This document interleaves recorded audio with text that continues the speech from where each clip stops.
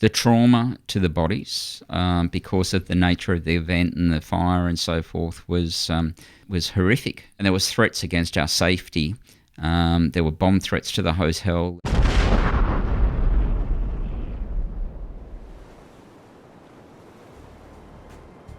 Like a lot of Australians saw it on the news, and as the scale of it grew, I knew it would only be a short time before I'd be invited to return from holidays and deploy to Thailand. You know, there was 3,500 bodies that were located in the grounds of that temple. The identification work undertaken remains the world's largest DVI attempt. And then the challenge was there to support the kids. And I went, how am I going to do this? You know, it was a really dark and horrible time in my life. And I rang her and I said, you're not going to believe what's happened.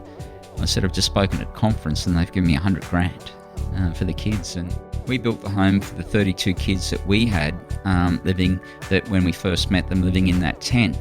But within 12 months, the numbers had doubled. And I was going, where are these kids coming from? And I have really fond memories of checking out and hotel staff gathering to thank you. And many of them would be in tears. People will come out just to see us ride and cheer you on, and they're so happy to see you, and it's such a beautiful experience. It doesn't matter what industry you're in, if you're leading people, that stuff matters. Hi, I'm Peter Baines, and this is the Good People Podcast. It's a tip of the cap, it's a pat on the back, it's a smile from ear to ear. They're the good people from round here.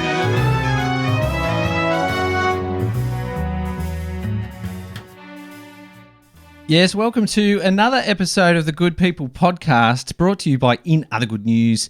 My name is Andy, and I'm sitting here today with someone. It's very special, actually, what we're doing today. Today's the very first time I've had someone who's been awarded an Order of Australia medal in the studio, so it's going to be quite a journey. This particular person has served 22 years on the New South Wales Police Force, reacting to acts of terrorism and natural disaster. In 2010, they were finalists for the New South Wales finalists for Australian of the Year. In 2014, they were awarded the Order of Australia Medal. And in 2016, they were awarded the Most Admirable Order by the King of Thailand. Now, if you know anyone else who's got all these awards, please let me know. His name is Peter Baines, and I welcome him warmly to the podcast. Peter. Oh, thanks, Andy. Well, it's great to be in this magnificent studio that you've got here. Thank you so much. I am very thankful that you've made the time to come and talk to us today. You are a very busy guy. We've slotted this in between some meetings with some other much more important people than me, so I thank you so much. My pleasure. Peter, you're an author, you're a keynote speaker, and you're also director of a charity called Hands Across the Water.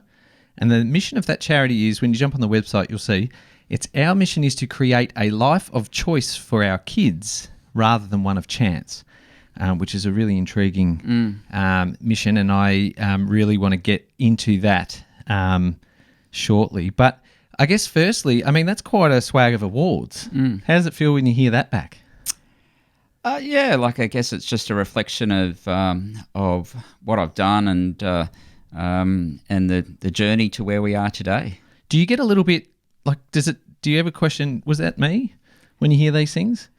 No, not really. Like, it's one of those things I never focus too much on, and sometimes to the detriment on what's been achieved, and seldom do I take time to reflect on either the personal or the achievements of the charity. And I say that it's to the detriment because sometimes I think we should stop and acknowledge, and if not for ourselves, but those who are contributing. And I think part of it is, there's no obvious end in sight of what we're doing, and the challenges just continue to grow, and the more successful we are, then the more opportunities there are. So, I just continue to roll on, I guess. Yeah, and you've been rolling on for quite a while, because if we talk about some of these things that have obviously that have contributed to these awards and acknowledgements, we're going back to. I mean, you're in the forensics in New South Wales Police. Yeah, that's correct. I joined the New South Wales Police pretty much after school. I enrolled at Wollongong Uni out of school because I got the marks, and and very quickly realised I had no reason to be there, no clear direction or purpose, and left there and joined the police and worked in uniform for 4.5 years in Western Sydney, and then to be honest, I just got sick of dealing with drunks and domestics, and applied for a job in the forensic area, and that's where I'd spend the next 18 years. Yeah, right. And so forensics being investigating crimes and all sorts of stuff. Yeah, my role, I was a crime scene investigator, so attended scenes of major crime, homicides, suspicious deaths, and we identified, collected and interpreted the forensic evidence for presentation at court. And I spent 10 years in regional New South Wales working in a place called Tamworth, and travelling all through the northwest, attending those scenes of crime, and it was incredibly interesting. It was fascinating work, and I really enjoyed my time. Yeah, and you were telling me that you were the youngest. What was the achievement? You told me you were the youngest person to achieve a certain rank. Yeah, I got promoted to a commissioned officer rank at the age of 35, which is very young, and part of that was because I was in a specialist area.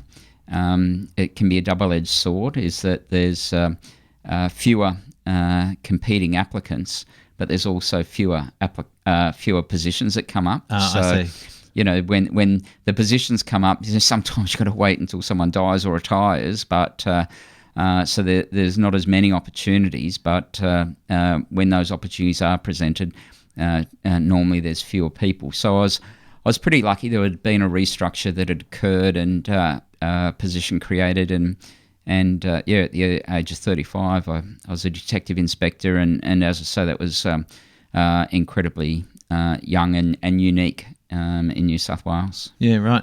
And so, as in that role, I feel as though that's going to be fairly pertinent to what comes after. That's what's led you to some other things later on. Let's go to 2002. In 2002, there were the Bali bombings. Correct. And you were chosen to be part of a team to go to Bali. Correct. As a forensic unit. That's right. To investigate the Bali bombings. Yeah, the investigation, or the role of the police who deployed into Bali, there was three aspects to it. There was the criminal investigation and the interviewing of witnesses and so forth, and then there was the processing of the crime scene, so the Sari Club and Paddy's Bar, and then the third aspect was what we call disaster victim identification. So it's the forensic identification of those who have died, and the AFP led the first two roles, and then it was the state police from across Australia who really led the DVI, or the disaster victim identification. And was there a reason why it was state police? Like, I feel like... It was just from a capacity issue. AFP took everyone that they had from Canberra, and it was just a big job, and they weren't... Needed more bodies. They just didn't have the resource capacity. Like, we could have... the state police could have done the scene investigation, and they could have done the DVI. We were both appropriately skilled to do either, but that was just the way that it turned out. Yeah. And that would have been pretty horrific, because there was how many deaths at those two venues? 202 people lost their lives in the bombings. 88 of them are Australian, and it was certainly something that was unprecedented for Australians around an attack and a terrorism attack, and the loss of life on that scale. And the work that I'd done, I'd always been involved in the investigation and processing of serious crime and homicides and so forth. But certainly the scale that we encountered in Bali was new for all of us. Well, I guess, and without sort of, digging into old wounds too much, that's a lot of people in a small space, I guess, that you're looking at. Like, they're not spread out all over a big area. It's a small area. So it could have been pretty confronting, I would have thought. Yeah, absolutely. Like, there's, the trauma to the bodies because of the nature of the event and the fire and so forth was horrific. But it wasn't something that I was seeing for the first time. The scale was different, but everything else was part of what I'd been involved in and encountered over the previous, however many years. Yeah. The government, the Balinese government, I guess, they were fairly welcoming and accepting of the help, were they? Yeah, it reflected the work that the AFP had done within that Southeast Asia and Asia Pac region, and there was an offer from the Australians very quickly, and that offer was accepted, and part of it again was based upon capacity. Part of it was also based upon a skill set and access to resources that the Indonesian police didn't have, that the Australian police had. And given the number of lives that were lost that were Australian nationals, it was certainly our role in the work there, in the identification. It was a purely Australian-led operation in the DVI work, but with the investigation and the processing of the crime scene and the offenders, that was a joint operation between the Indonesian and the Australian police. Yeah. Were you welcomed? So you're welcomed by the government, but how did you find your reception from everyone else in Bali? Yeah, it was an interesting time, Andy. We found ourselves. We stayed at the Kartika Plaza Hotel, and the hotel was running at 100% capacity, and it was just full of police and forensic specialists.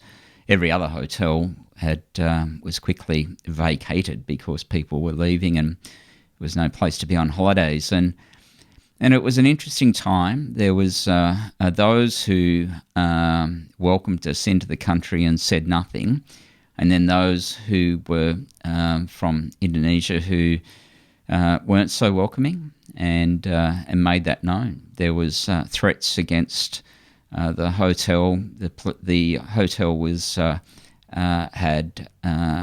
guarded by the military on the beach and out the front and so forth. We were escorted to the hospital each day by the military, and there was threats against our safety.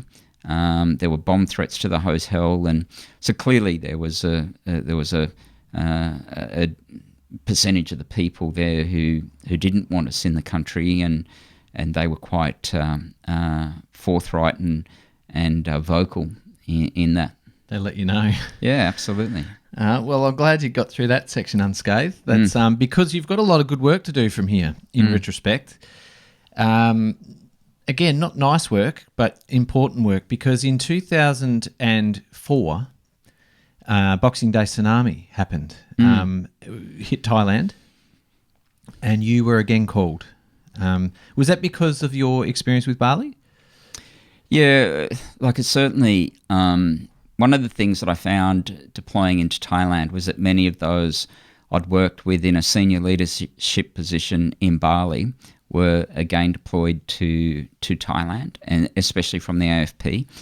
So it was based upon the work you'd done, that senior position I held back in New South Wales, and then the role that I was invited across to. And I was on holidays on the south coast of New South Wales at the time of the tsunami, and like a lot of Australians saw it on the news.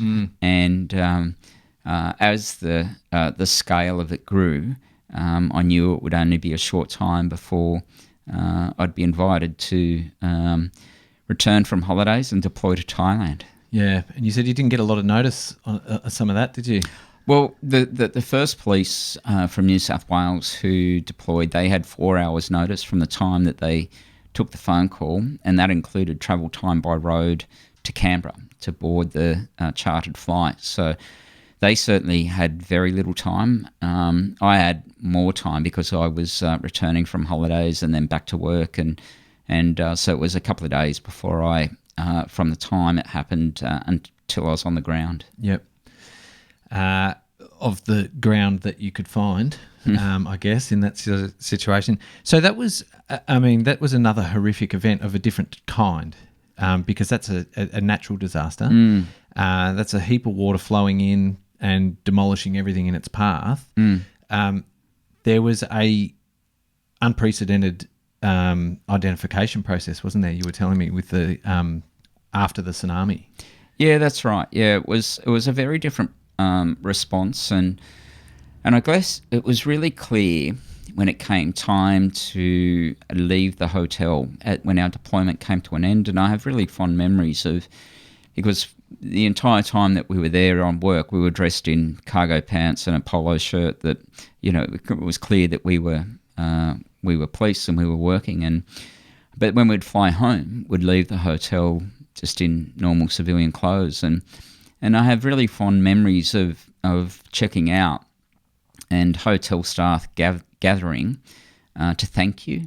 And many of them would be in tears. And it wasn't something that was structured. It was just, you'd been at this hotel for, almost a month. And I think just the Thai people appreciated your presence, and leaving, it was very genuine. And, so it was a humanitarian response to Thailand as opposed to Indonesia. So we were certainly welcomed by everyone in Thailand, and a different operation. Yeah, and so again, in that you're trying to identify victims, and in one particular area, you said there was a particular temple you were telling me about.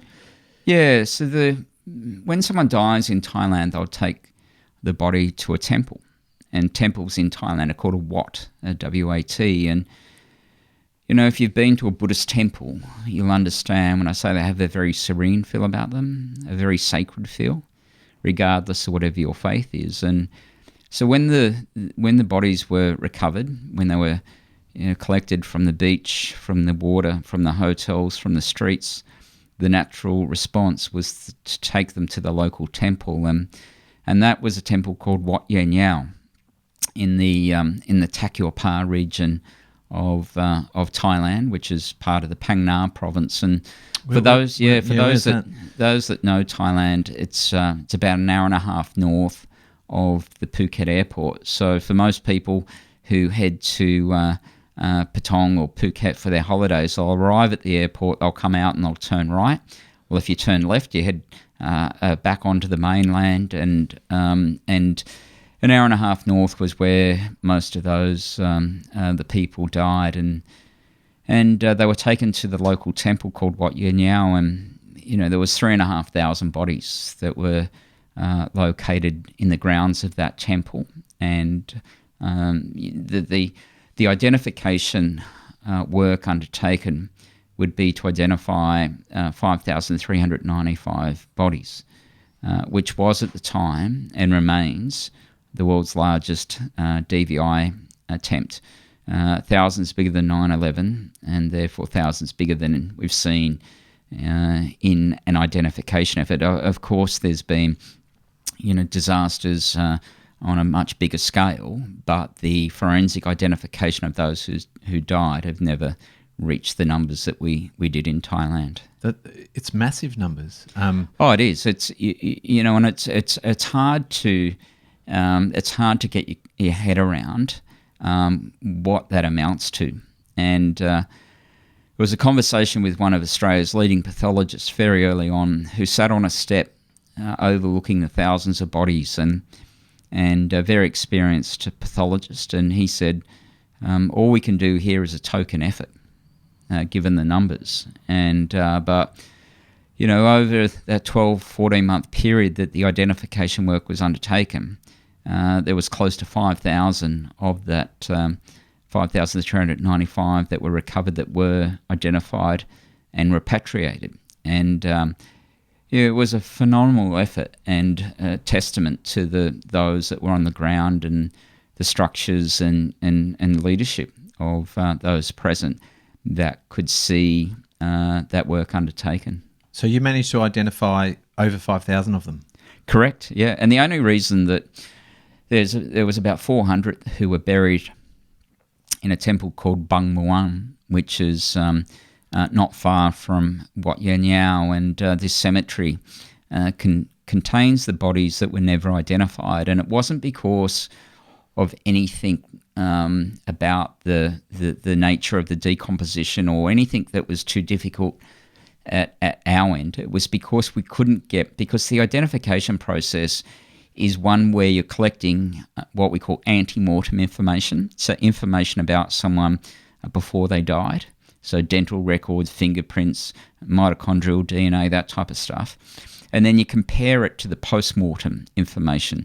So it's a comparative analysis between the information collected of someone before they died to the evidence we collect from their body. Mm-hmm. Now, the reason why there was 400 that were never identified was because we couldn't get the ante-mortem information. We couldn't get the information of where they lived. And part of that was that, for some of them, they were known as sea gypsies who lived on the water and on the shores. And if they were lost, you lost the entire community, and they lost the houses they lived in, their relatives, and they'd never been to a dentist. So we couldn't get that information about them prior to their death, and that's why we ended up with that number of around 400 who remain buried in that temple, cemetery today.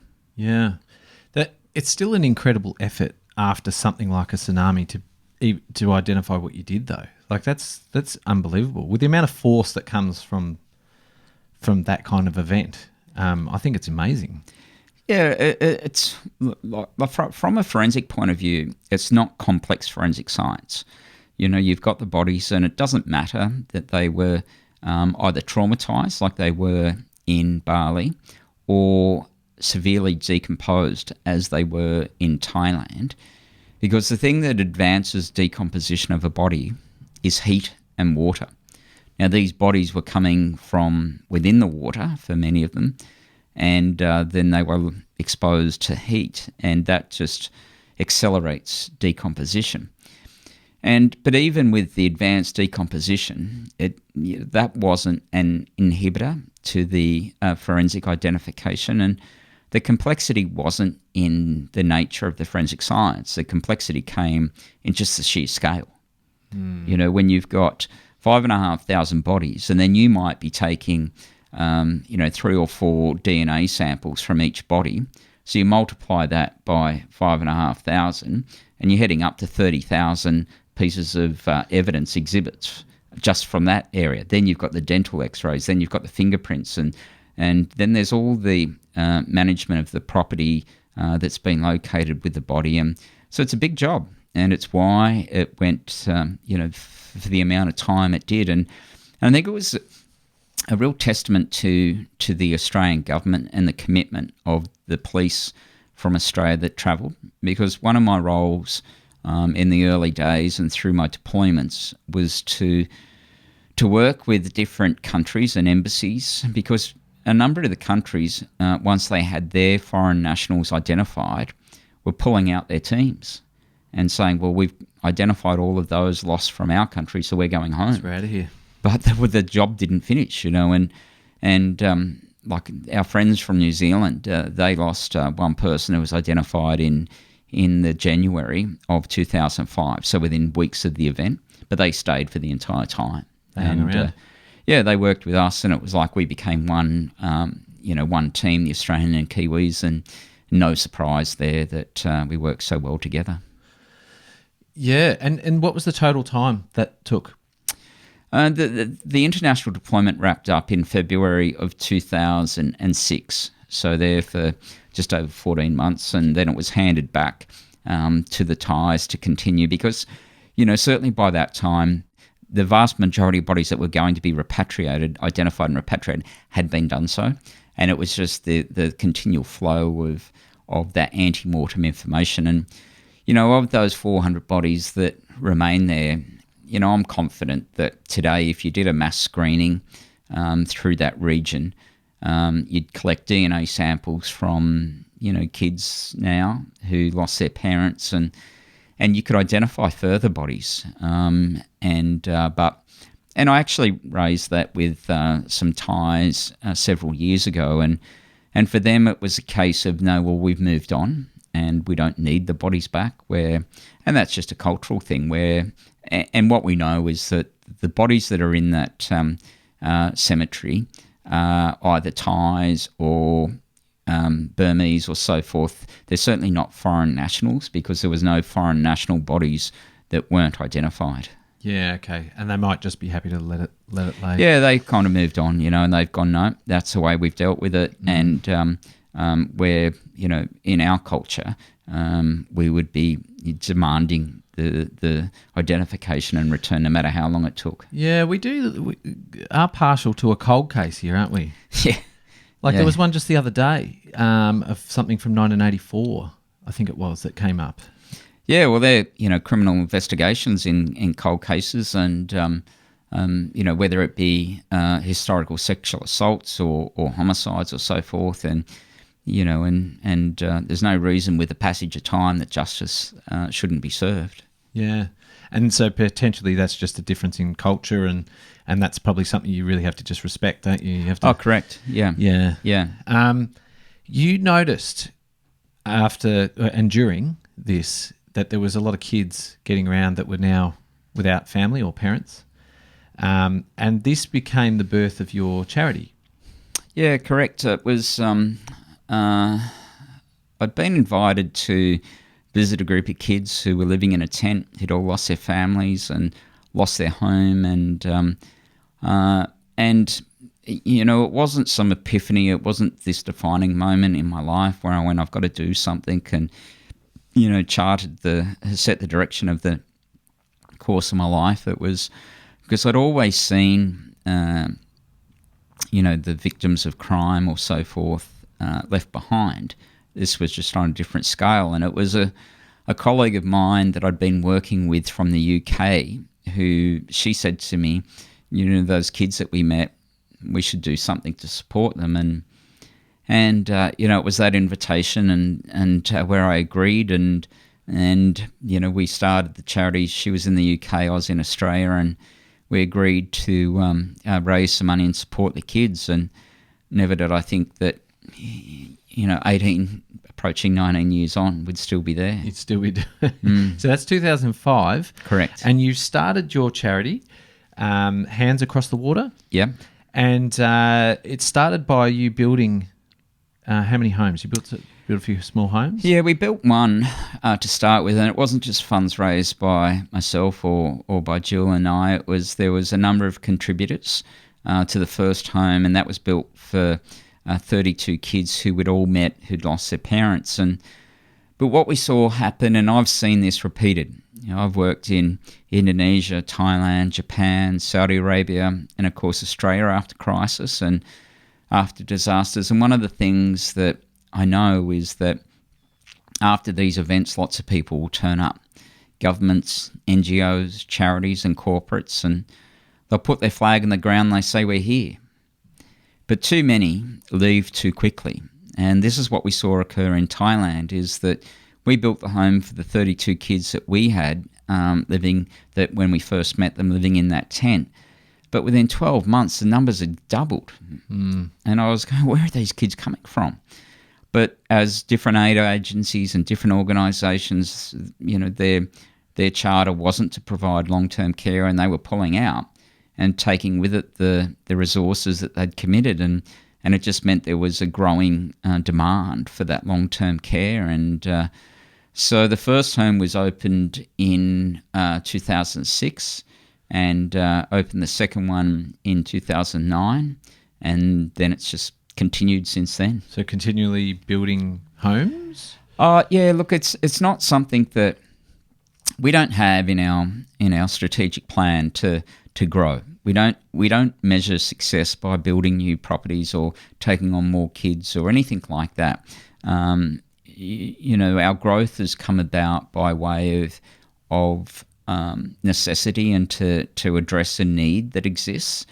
Because it's an interesting thing in the charity space. Like every charity, true measure of success should be that they cease to exist. The true measure of success of our charity is not that we grow, not that we build more homes. True measure would be that the need is no longer there. Those who support, those suffering with cancer, the ultimate success for them would be to close a charity down because there's been a cure. And so it's an interesting thing when you look at charity and what the measure of success is, and we don't seek to build new properties, and because when you build something new, all you're doing is increasing your operating costs. And we'll have people with good intent will come at different times, and they want to give money, and but they want something built in their name, and it's this building a monument almost to their generosity.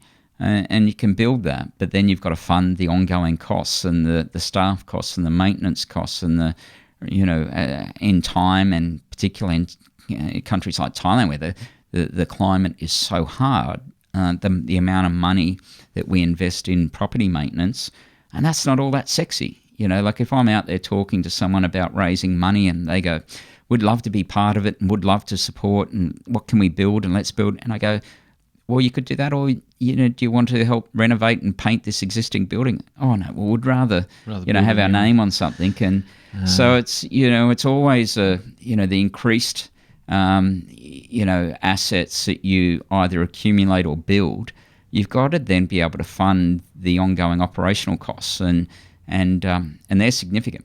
Yes, charities can be very expensive. And I've said this in other podcasts, because the bottom line is that your giving is part of the whole operation, is that you're taking something to give something, not taking something to make profit. And so therefore charities are expensive, and they're challenging, because sometimes the good intention of the people giving things isn't always going to end up with, like, sometimes it can cause you more work than it's worth. And I think we spoke about this offline, like, because we sell coffee that raises money for charity, and we talk about sometimes just working with different types of organisations. They want to help and they've got something to give, but sometimes that something can end up being a burden for you. Yeah, absolutely. Running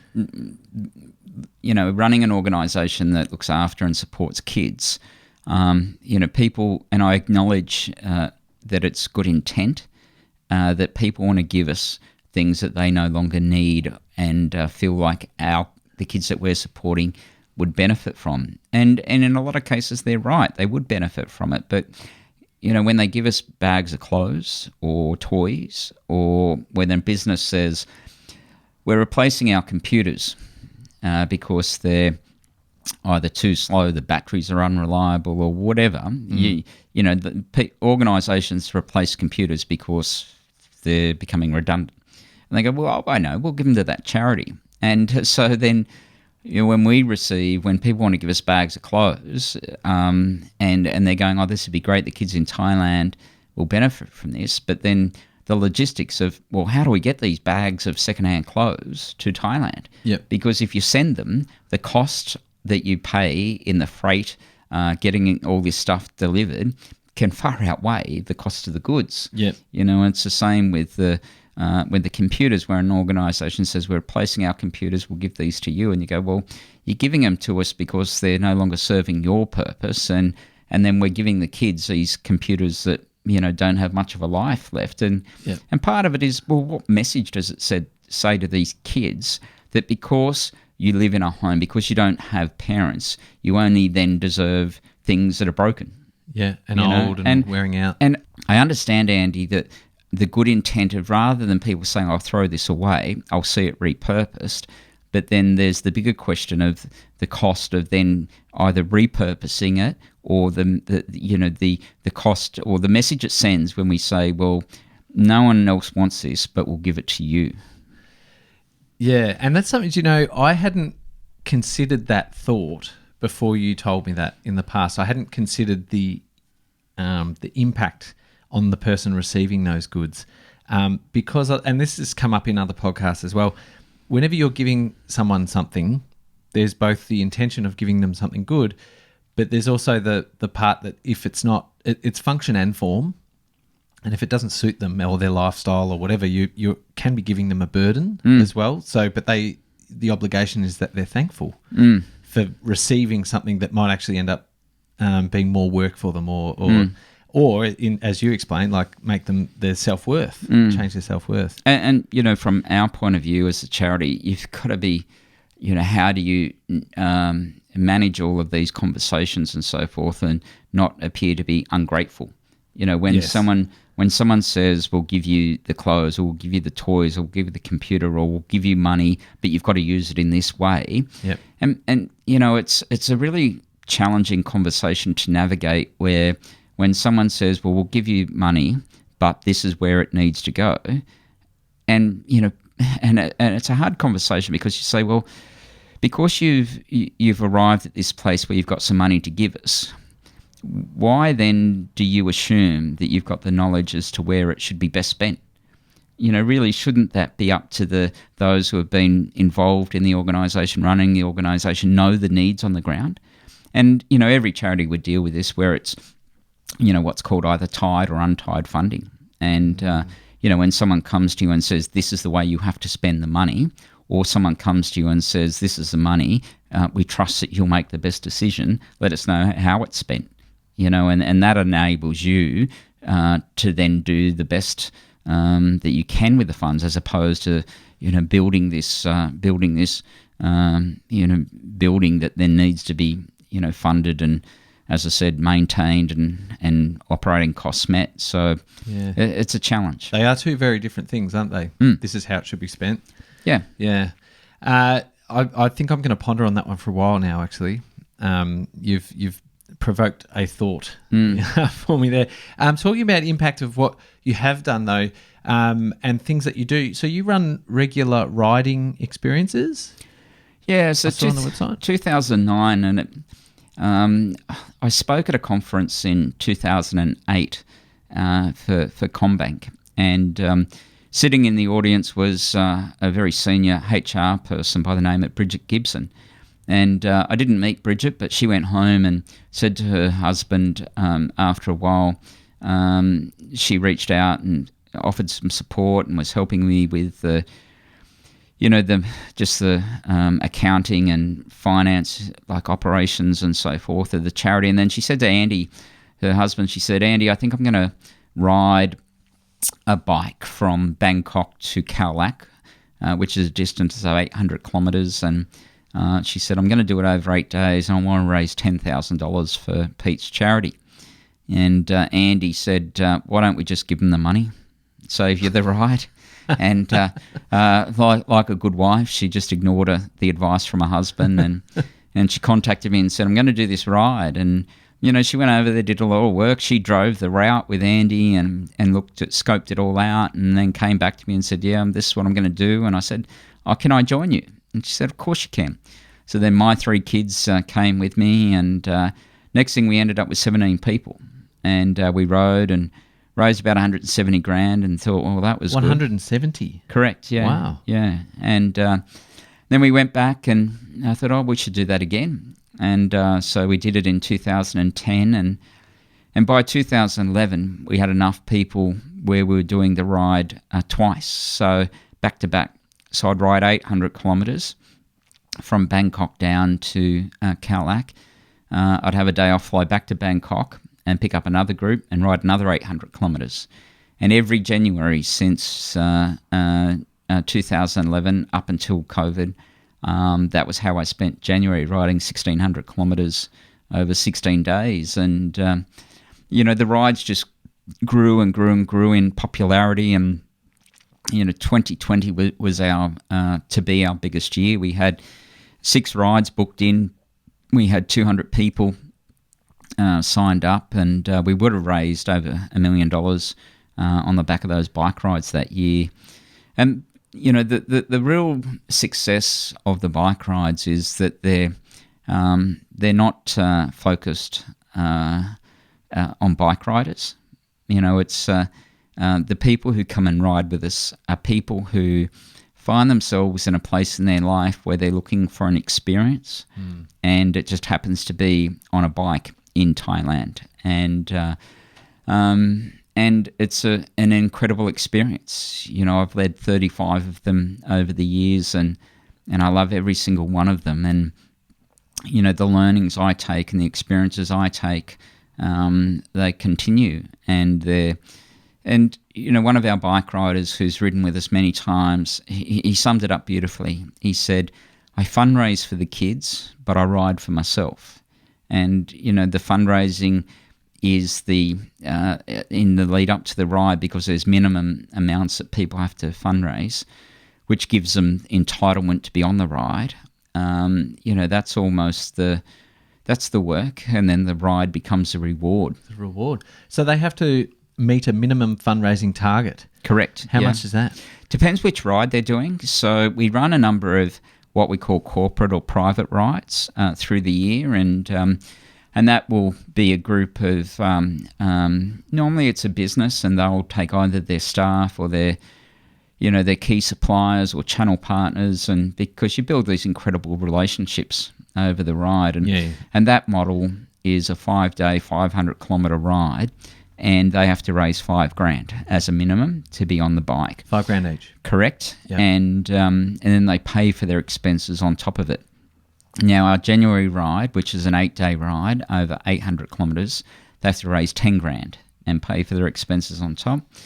The 1,600 kilometres, for those who join me on that, they raise $20,000 and pay for their expenses. And these are huge commitments. It's a huge commitment of time, of your leave, the work through the year to fundraise. To pay for it, yeah. To pay to be there. Yep. The costs of actually doing the ride. And, it's, sometimes I don't, I think, take enough time to acknowledge the commitment of those who are on the ride, and I need to do that better. Yeah, right. Well, it is, because they would be committing to raise that sort of money. It can take some time.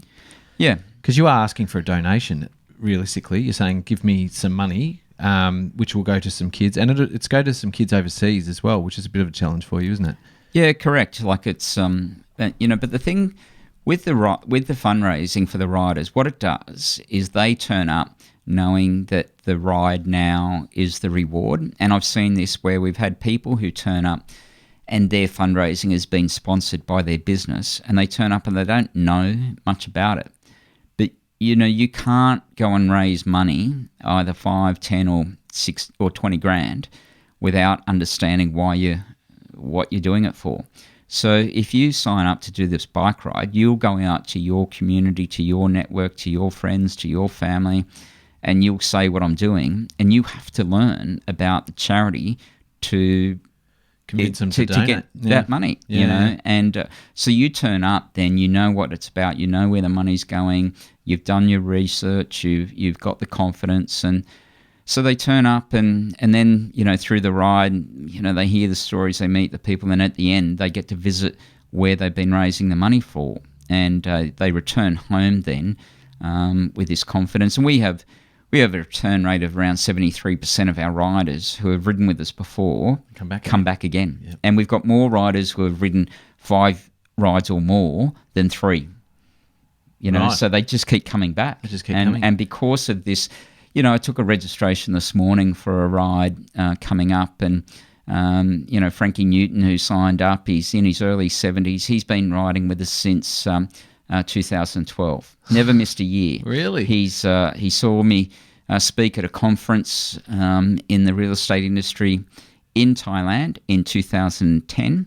He supported 2 of his staff to come and ride. Then he went, bugger that, I'm going to ride. Yep. He rode in 2011, and 2012 was his first year, and he's never missed a year. That's unreal. And so you think about the impact that he's made, the money that he's raised, and And, he keeps coming back because of the experience for him, the people, the friends he's made. And, it's a special experience. Well, it wouldn't just be it'd be massive to see the impact while you're there, but also it'd just be a beautiful country for, I'd imagine that's just picturesque for a lot of the ride.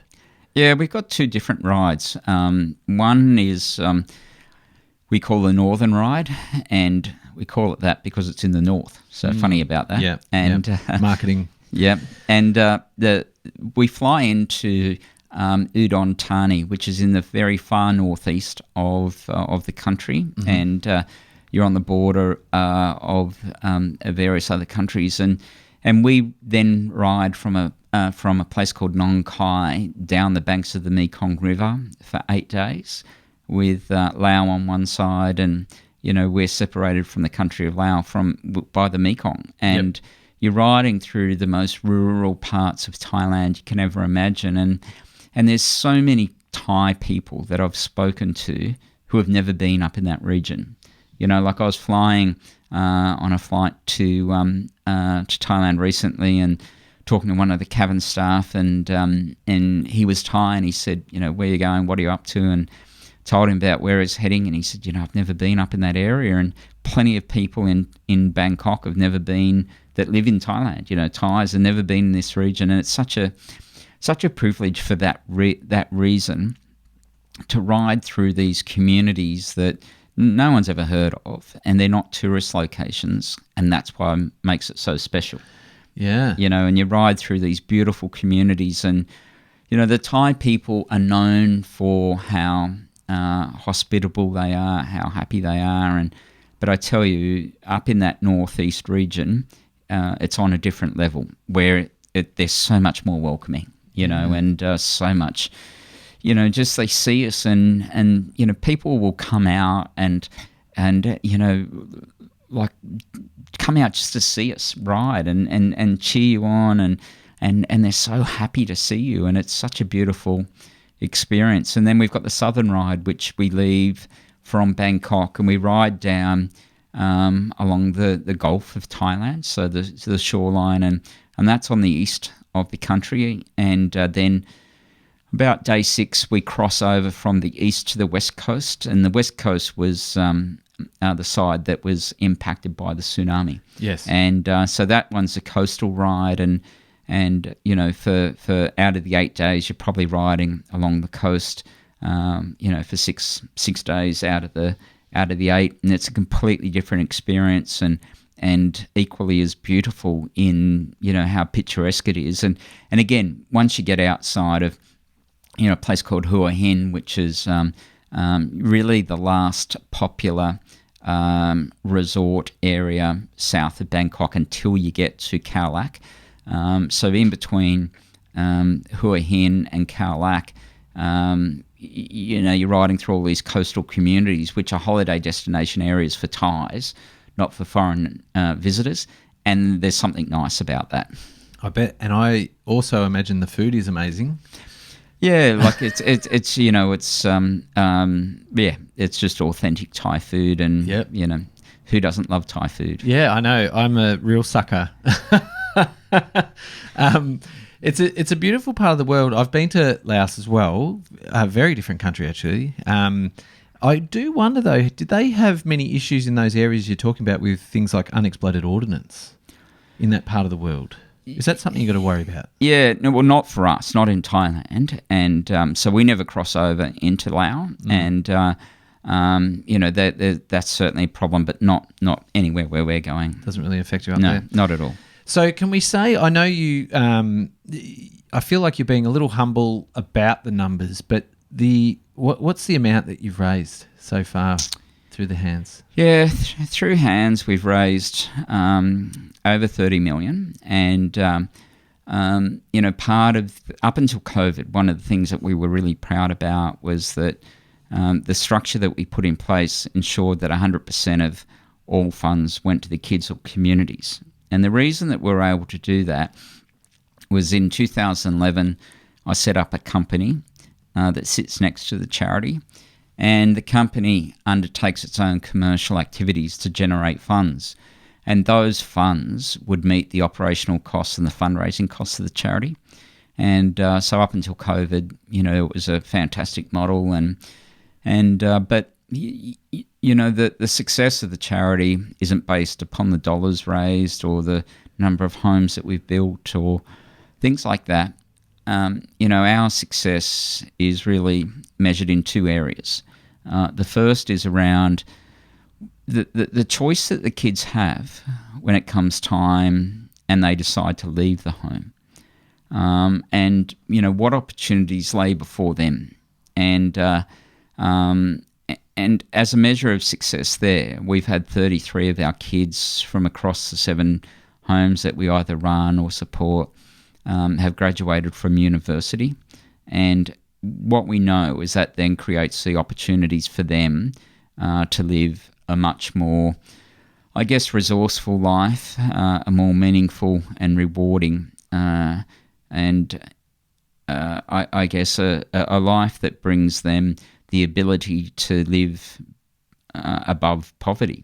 And that's the measure. The second measure of success is that we don't see second generation kids.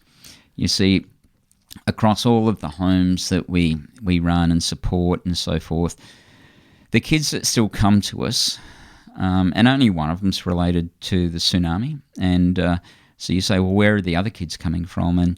And even the tsunami project that we run now, like there's almost 100 kids there today, and the tsunami is almost 19 years on. So so there's no kids there that were there's very few that were directly impacted and came to us at that time. So where do the other kids come from that are there? And there's plenty of kids that are, there's probably 20 kids under the age of 5, if not 3, that are there. And it's the government, it's the hospital, it's the police, it's the social welfare parts of the government who will bring us the kids and say, for different reasons, can you look after these kids? And we don't go searching for the kids. We're not financially compensated by the number of kids. It's not in our interest to grow. And we have, plenty of locals who will see that the opportunities that our kids have beyond what they can provide, want to bring the kids to us, and we say no. It's not a boarding house. It's not a if there's a means there for a family member to look after the kids, well, that's where they should be. The best place for kids to be raised is with a family. Is in the home. Just because we run. They're government accredited, they're beautiful homes and they are big homes, but, that's the best option when the first one doesn't exist. Yeah. And the kids that are involved, you're saying you're getting a good amount through university, which is fantastic because then they can then go on to do other things and potentially keep building the community that sort of that they lost, I guess, back in the times with the tsunami. Yeah, well, our first student who graduated, he came to us and he'd never known his biological parents, and he came to us after he was given an ultimatum at the age of 12 in the house that he was living, either to get a job and fund his own way, or if he wanted to remain at school, he had to move out. Right. He was 12. He was a child. And he went to school and said, I'm going to have to move out. And I leave school, and school saw what a travesty that would be, contacted us and said, do you have room for one more? And we said, of course we do. So he came to us, and it was his desire to repay the opportunity he'd been given, and he saw the best way he could do that was to be the best student he could be. And so he was the first of our kids to graduate from high school and expressed a desire to go to university, and we said, of course, we'll support that. He enrolled and he did law and graduated with his law degree. He then would return and do his MBA and graduated from that. And he's currently in his second year doing his PhD on full scholarship through ANU in Canberra based upon the marks that he got. One of our girls who lost her entire family, we supported her She now lives in Sydney and works in an advertising agency. That's her. She has no desire to return to Thailand because she has no family. And it's these opportunities, and they're 2 of the 33 that have graduated, and it just positions them it gives them the opportunity to, if they choose to have children themselves, they'll be able to provide for them far different than what they had. And that's where our measure of success is. Yeah, I really like that. Because yes, you did hear it right back there, folks. He did say 30 million, which is an absolutely massive number. But I like how you're measuring your success based on other metrics, because we know that just throwing money at a problem doesn't fix problems. It's the listening. It's working out what their problems actually are.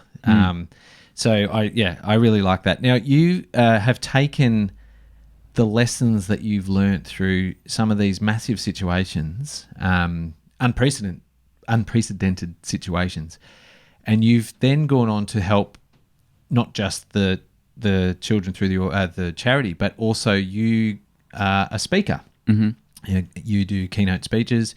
You have written books, and because my understanding is you believe that the lessons that you learn in those situations can be transferred to people that are not in the same situation, but they're the same lessons.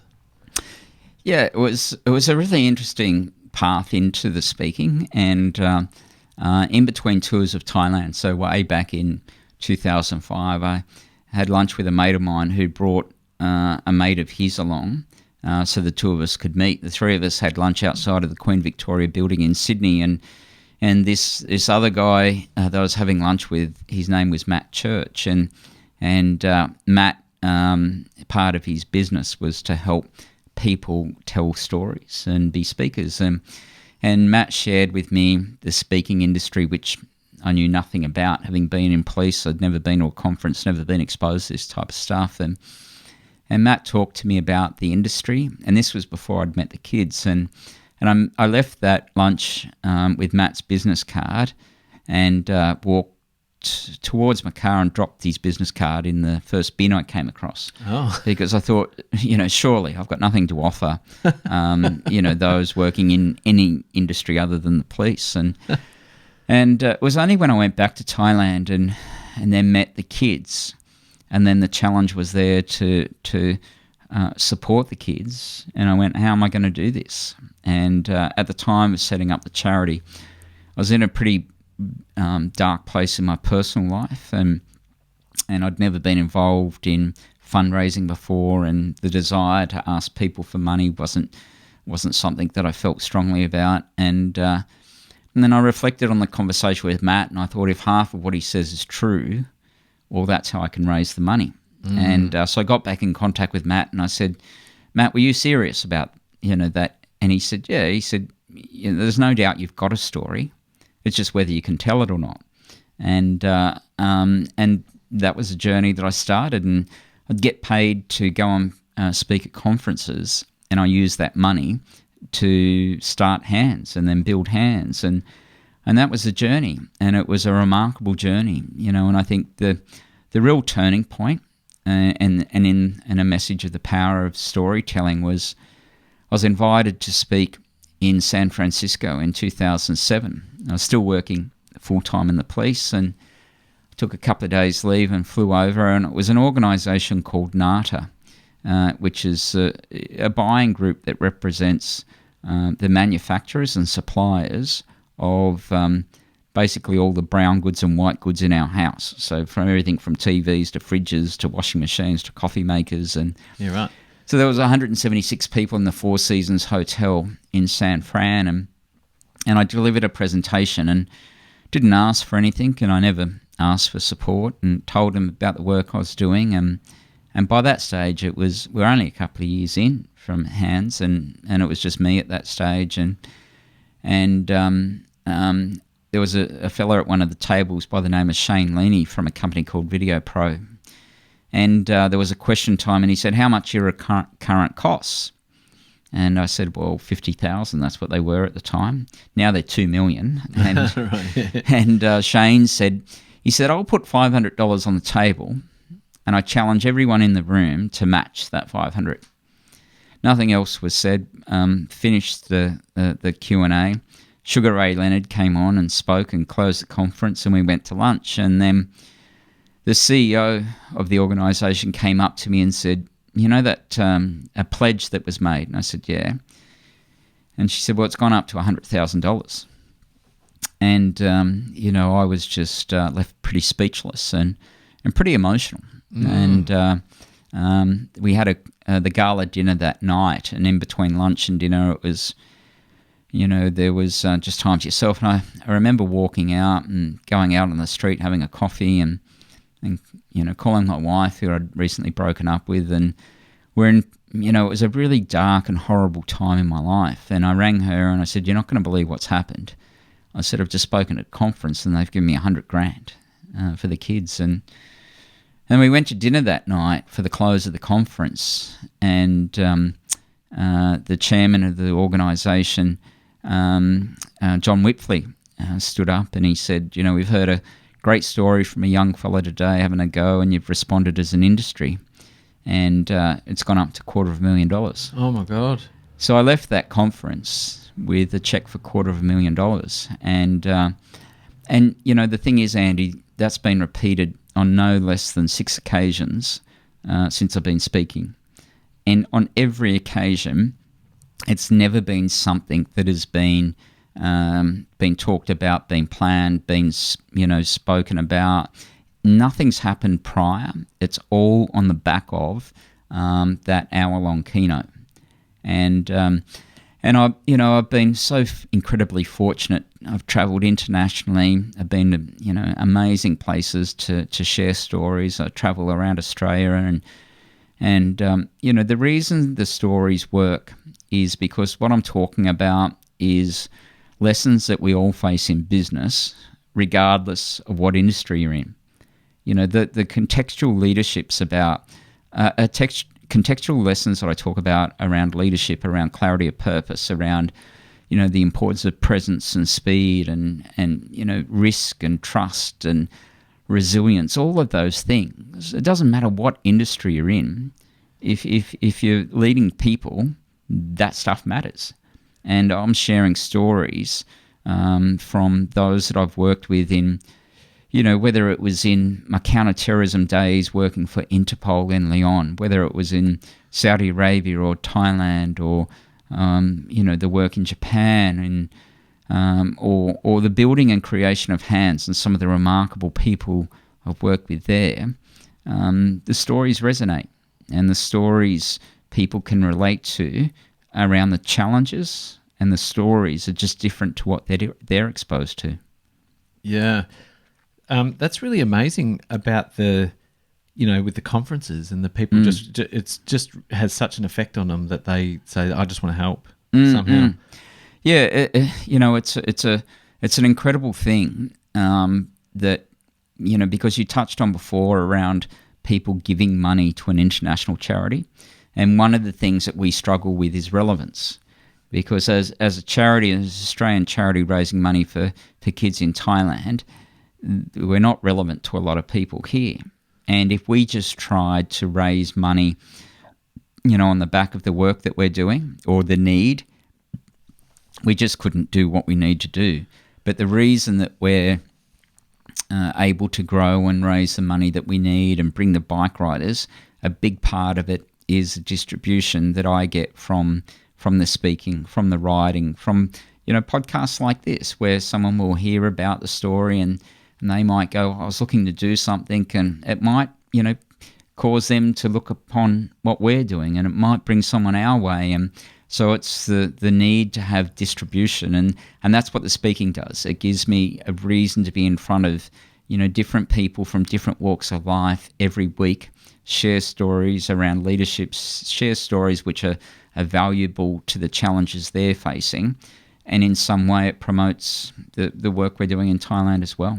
Yeah, where your stories are in a disaster situation, or a situation that it might be quite different, but still, it's still leadership. You're still very similar lessons, and business is similar, and leadership is similar. So what probably that leads me to, which I'm a bit excited about. Now, this has just turned up. You may have, the keen observer of those who are watching today may have noticed there's a book sitting on the desk here.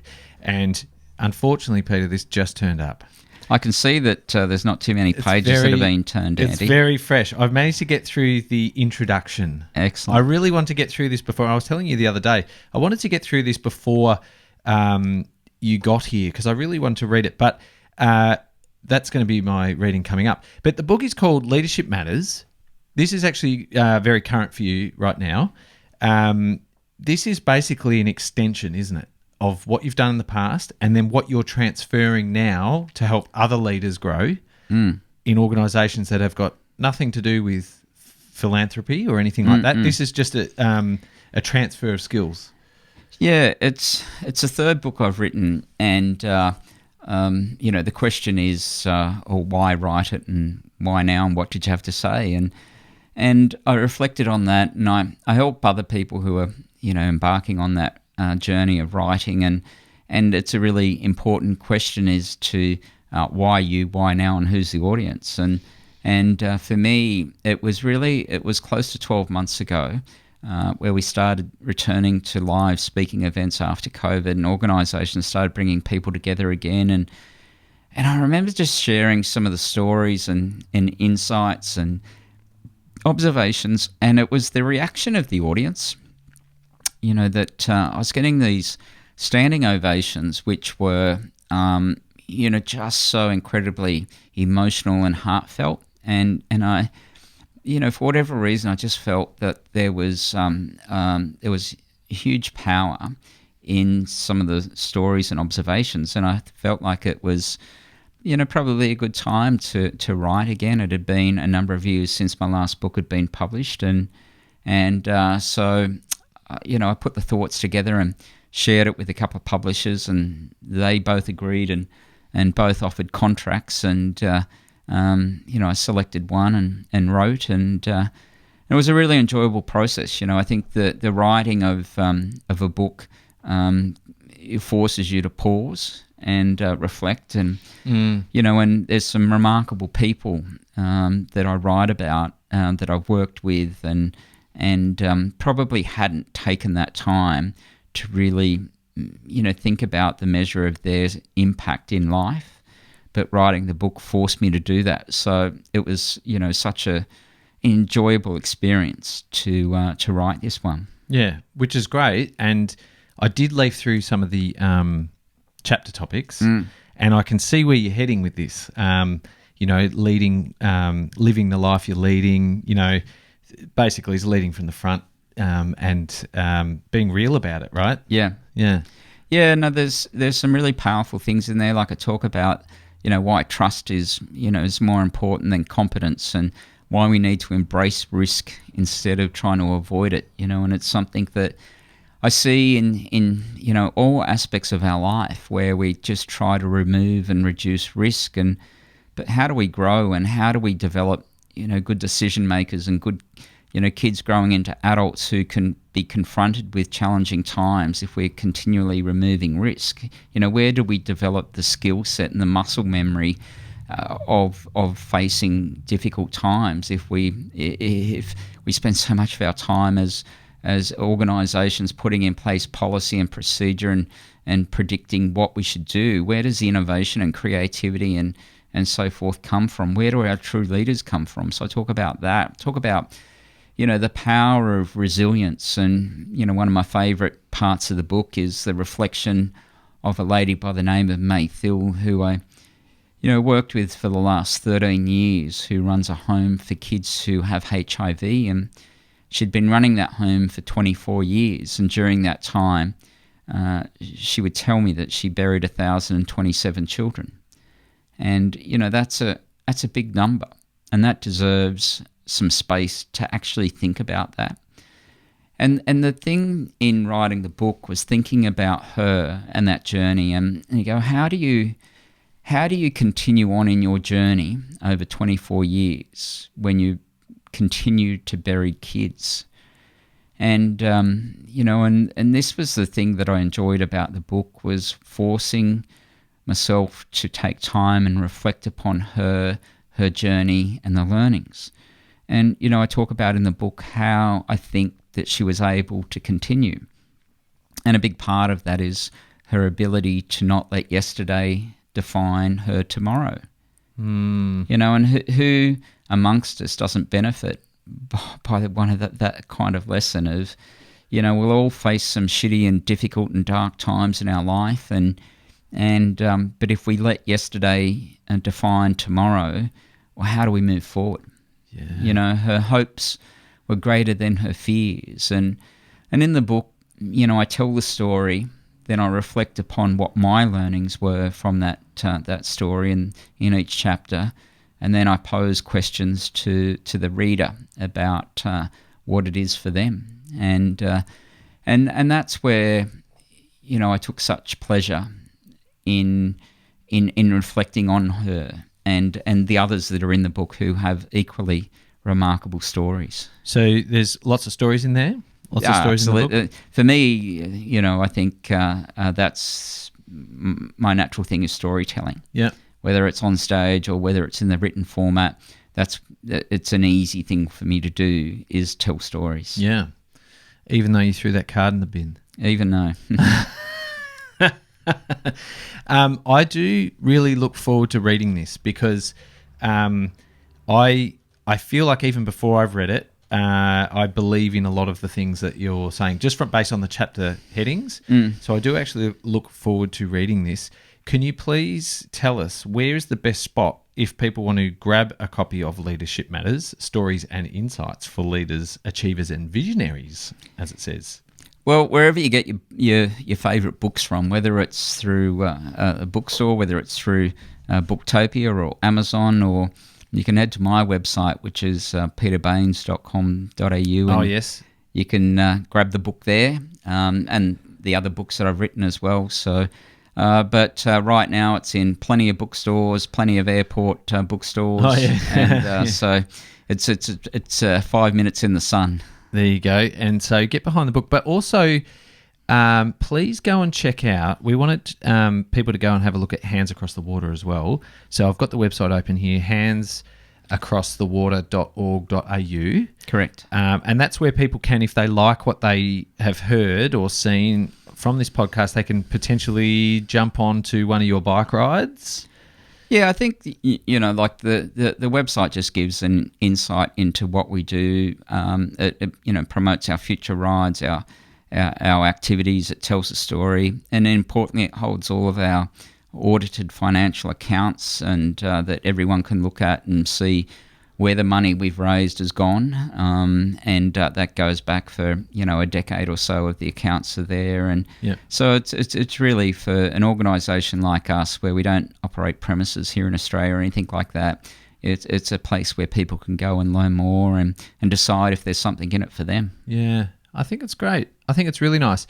And they are very lucky to have had that intervention, really, because otherwise, what were they left with? They were left with, pretty tough times ahead for those kids. So, yeah, well, I think equally, and those who have become part of Hands and are within the community, who have ridden on a bike or been to Thailand with us, they will tell you that they're luckier than the kids they support. And I've said it ever since I started, that no one works harder for Hands than I do, but no one gets the rewards that I do.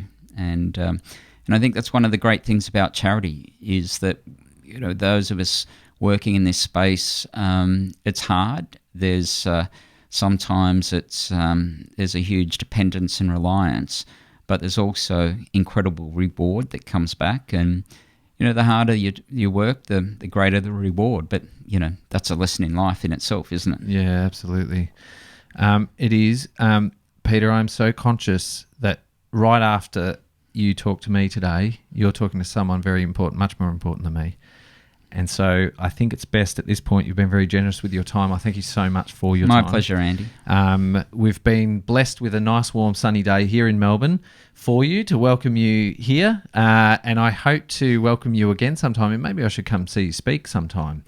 which would Or be good. come and get on one of those bike rides. Yeah, or actually, I'm thinking that would actually be pretty good. Yeah. I'm enjoying the sound of that. I do like a little bike tour myself. So again, you can go and check out handsacrossthewater.org.au to check out all the great work that they're doing there. And you can also head to peterbaines.com.au if you want to check out his book.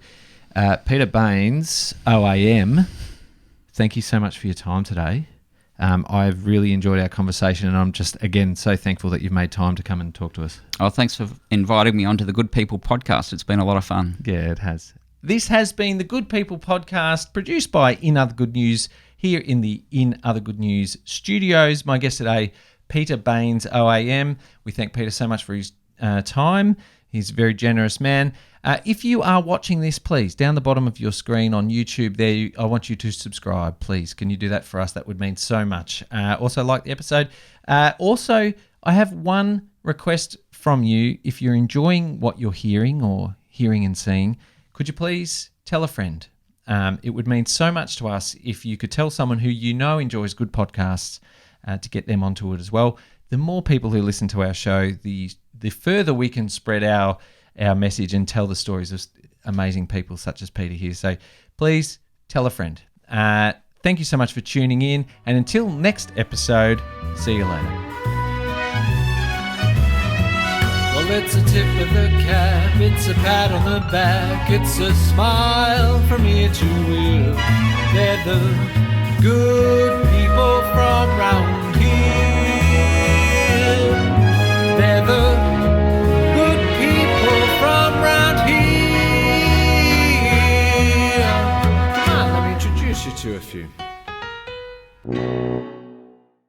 Hey, thanks for tuning into the Good People podcast. You may be wondering what is the T-shirt that I'm wearing. I wear a variety of different T-shirts.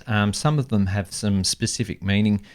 This particular one is the Welcome T-shirt, which you can find on the High Teas website. Now, why this T-shirt is special is that every time that this T-shirt is sold, $10 goes to our friends down at West Welcome Wagon, which is an amazing charity, and they could do with all the help that they can get. Every purchase of this T-shirt, it's $10 that they get. So head to highteas.com.au to grab yourself one of these. This is the famous one that Cate Blanchett wore. You want to be like Cate? Here's the one. They're fantastic T-shirts. They're very comfy to wear. I wear them all the time. My friend Jess at High Teas, the founder, is a great person doing some amazing things, and she's chosen all the best materials and things. So you will always get a quality T-shirt, and it also does something really amazing. So head to highteas.com.au to get yourself one of these amazing T-shirts, and you can look as good as Cate Blanchett.